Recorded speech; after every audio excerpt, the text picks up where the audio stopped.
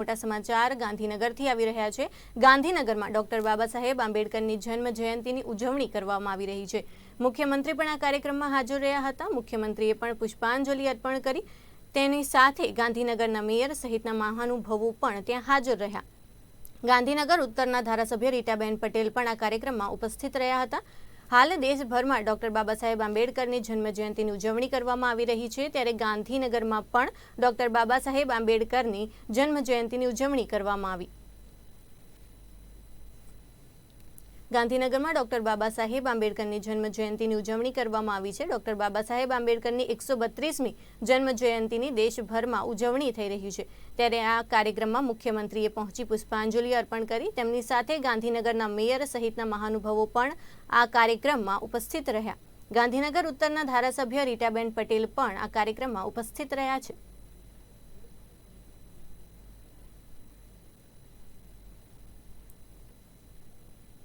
हाल देशभरमा डॉक्टर बाबा साहेब आंबेडकरनी जन्मजयंतीनी उजवणी थई रही छे, त्यारे गांधीनगरमां पण सीएम द्वारा डॉक्टर बाबा साहेबने पुष्पांजलि अर्पण करवामां आवी छे। તેમની સાથે ગાંધીનગરના મેયર પણ ઉપસ્થિત રહ્યા હતા અને મેયર સહિત અન્ય મહાનુભાવો પણ ઉપસ્થિત રહ્યા હતા। તેમની સાથે ગાંધીનગર ઉત્તરના ધારાસભ્ય રીટાબેન પટેલ પણ આ કાર્યક્રમમાં હાજર રહ્યા।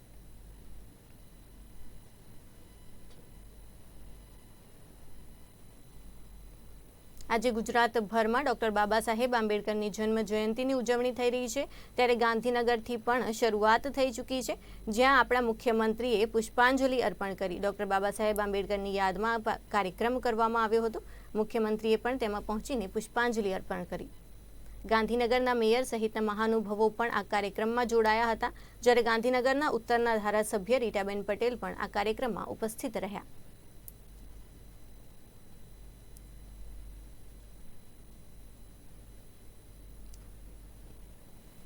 જ્યારે બાબા સાહેબ આંબેડકરની જન્મ જયંતિની ઉજવણી થઈ રહી છે, ગુજરાતભરમાં બાબા સાહેબ આંબેડકરની 132મી જન્મ જયંતિની ઉજવણી થઈ રહી છે, ત્યારે અલગ અલગ જગ્યાએ શોભાયાત્રાઓ નીકળી રહી છે અને અલગ અલગ કાર્યક્રમ પણ કરવામાં આવી રહ્યા છે। ત્યારે ગાંધીનગરમાં પણ ડોક્ટર બાબા સાહેબ આંબેડકરની જન્મ જયંતિની ઉજવણી કરવામાં આવી। ત્યાં મુખ્યમંત્રીએ હાજર રહીને તેમને પુષ્પાંજલિ અર્પણ કરી। ગાંધીનગરના મેયર સહિતના મહાનુભાવો પણ ત્યાં ઉપસ્થિત રહ્યા।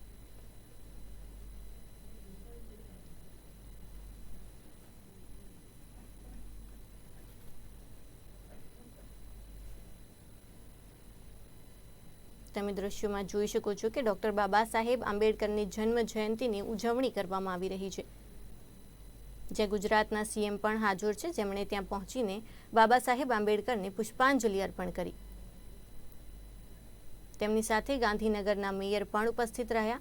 તેમની સાથે અન્ય મહાનુભાવો પણ હાજર રહ્યા હતા અને ગાંધીનગર ઉત્તરના ધારાસભ્ય રીટાબેન પટેલ પણ હાજર રહ્યા।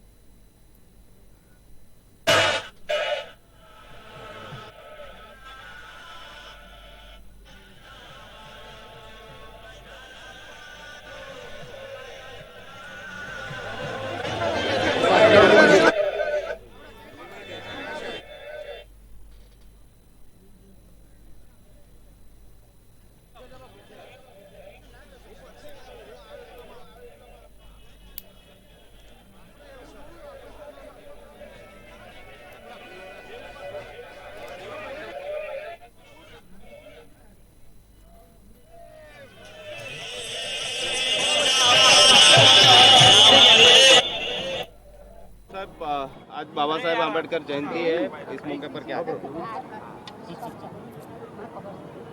भारतीय संविधान के शिल्पी, वंचित शोषित गरीबों के मसीहा भारत रत्न बाबा साहब भीमराव अंबेडकर जी की जयंती पर मैं देशवासियों को बहुत बहुत शुभकामना देता हूं।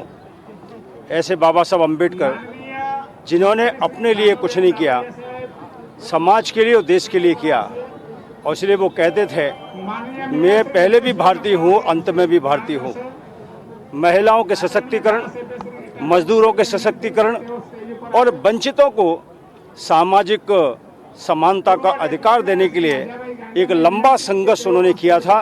वो हमारे लिए प्रेरणा है, क्योंकि बाबा साहब के आंदोलनों में आग नहीं होती थी, विद्वेष नहीं होता था, झगड़ा नहीं होता था, बल्कि एक सकारात्मक संदेश था। वो संविधान बनाते समय भी उन्होंने ध्यान रखा। वो बाबा साहब अम्बेडकर जो देश में एक संविधान चाहते थे और इसलिए धारा 370 का कहीं ना कहीं विरोध करते थे, जिसे नरेंद्र मोदी जी ने समाप्त करके बाबा साहब अम्बेडकर और संविधान की भावना का सम्मान किया है। बाबा साहब अम्बेडकर ने संविधान में लिखा है और उनके जीवन में जो संघर्ष था उसके पीछे कई कारण थे। वो चाहते थे कि सामाजिक सम्मान हो, सामाजिक समानता हो, राजनीतिक आर्थिक शैक्षणिक समानता हो, और इसलिए आज जब नरेंद्र मोदी जी बाबा साहब अम्बेडकर जी की जयंती को सामाजिक समरसता के रूप में मनाते हैं, कॉन्स्टिट्यूशन डे 2015 में तय करते हैं और गरीब कल्याणकारी योजनाएं बनाते हैं, तो ऐसा लगता है कि बाबा साहब और अम्बेडकर जी और संविधान के सपनों को कहीं ना कहीं देश में नरेंद्र मोदी जी पूरा कर रहे हैं। मैं पुनः बाबा साहब अम्बेडकर जी की जयंती पर देशवासियों को हार्दिक शुभकामना देता हूं। परमपिता परमात्मा से प्रार्थना करता हूं बाबा साहब ने बताए हुए जीवन पर हम चलें, जो आज आवश्यक है।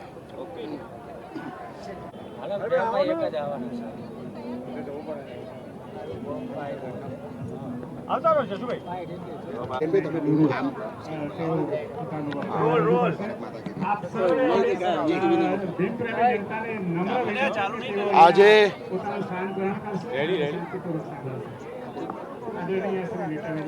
ભારત રત્ન ડોક્ટર બાબા સાહેબ આંબેડકરજીની 132મી જન્મ જયંતિ આજે ગાંધીનગર મહાનગરમાં ધામધૂમથી ઉજવાઈ રહી છે।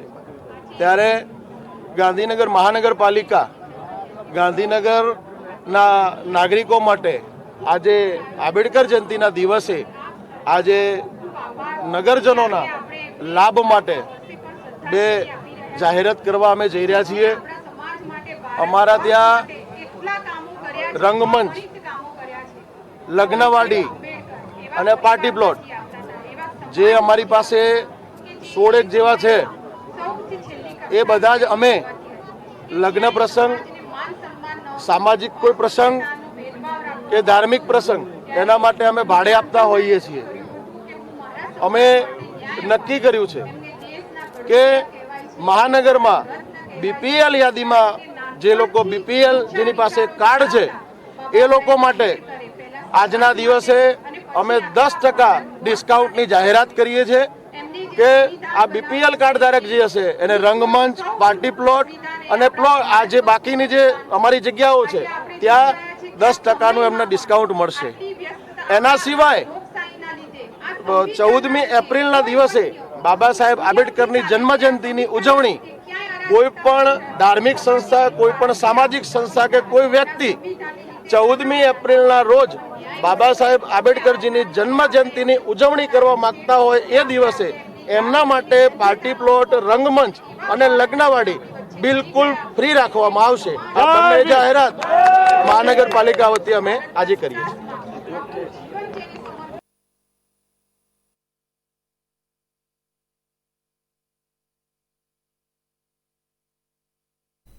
સમાચારોમાં આગળ વાત કરીએ તો હિંમતનગરમાં પણ ડોક્ટર બાબા સાહેબ આંબેડકરની જન્મ જયંતિની ઉજવણી કરવામાં આવી રહી છે।